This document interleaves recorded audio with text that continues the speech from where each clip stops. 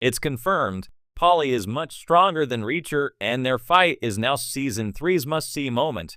One shocking scene from Reacher Season 3 as Episode 5 proves that Paulie is way stronger than Jack Reacher, making the two characters' imminent showdown all the more exciting. Casting Paulie was always going to be Reacher Season 3's biggest challenge because the character is described as a 7-foot muscle-bound giant in Lee Child's Persuader. In the original Lee Child Jack Reacher book, even the titular character feels intimidated by Paulie's mammoth stature. However, Reacher Season 3 found the perfect Paulie by casting the Dutch giant, Olivier Richters, to portray him. Since Olivier Richters is nearly a foot taller than Alan Ritchson, it was hard not to see Paulie as a worthy threat to Jack Reacher in Season 3. After one scene from Reacher Season 3's Episode 5, it has become even more evident that Paulie is not only bigger than Jack Reacher, but far stronger and more ruthless than him. This new revelation surrounding the two characters' power scales makes their final fight more hype-worthy. Reacher Season 3, Episode 5 shows just how much stronger than Reacher Paulie really is. Reacher confronts Paulie for killing Annette in Season 3's Episode 5. Considering Reacher's size, most characters would have backed off and avoided escalating things with the Alan Ritchson character. Paulie, however, tries to rile him up even further when he calls him a stupid man. He snaps back at him by asking him if he is willing to do something about it. Reacher underestimates Paulie and takes his statement as an invitation to fight. In many previous action scenes from the Amazon Prime Video detective series, Reacher has been able to take his opponents down with just one punch. With just one slap from Paulie, Reacher loses his balance and falls to the ground, struggling to come to terms with how easily Paulie dominated him. However, to his surprise, when he punches Paulie in the ribs, the Reacher Season 3 villain barely flinches. Before Reacher can even process how strong Paulie is, the Olivier Richters character swings back at him and smacks him in the face.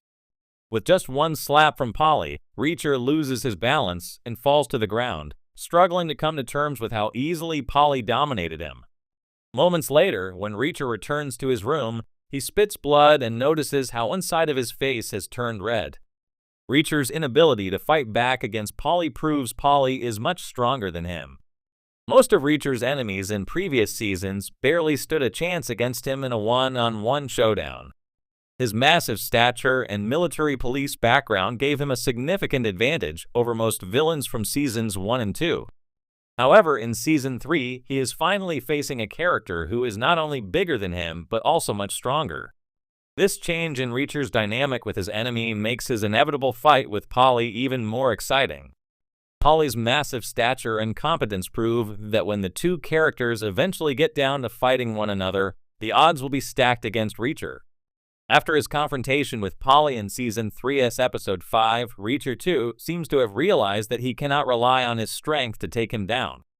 Owing to this, it would be interesting to see how Reacher will combine both brawn and brain to come up with creative ways to beat Paulie.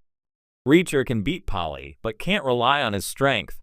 Reacher Season 3's Episode 4 features a brief segment in which the Alan Ritchson character gives Zachary Beck's son, Richard, some fighting lessons. He reminds Richard that his opponents would often have a strength advantage over him. Therefore, if he wants to win a fight, he must strategize instead of purely relying on the power of his punches.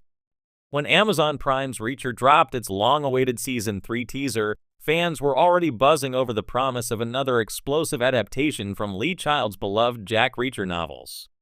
But few expected the teaser's biggest bombshell, a glimpse of Reacher facing off against Paulie, a towering antagonist long regarded by die-hard book fans as one of the only men to ever physically outmatch the nomadic ex-military cop. Now it's confirmed, Paulie is not just a new villain, he is stronger than Reacher. And their inevitable showdown has instantly become Season 3's most anticipated moment. For viewers unfamiliar with Lee Child's deep catalog, Paulie first appeared in Persuader 2003, the seventh novel in the series.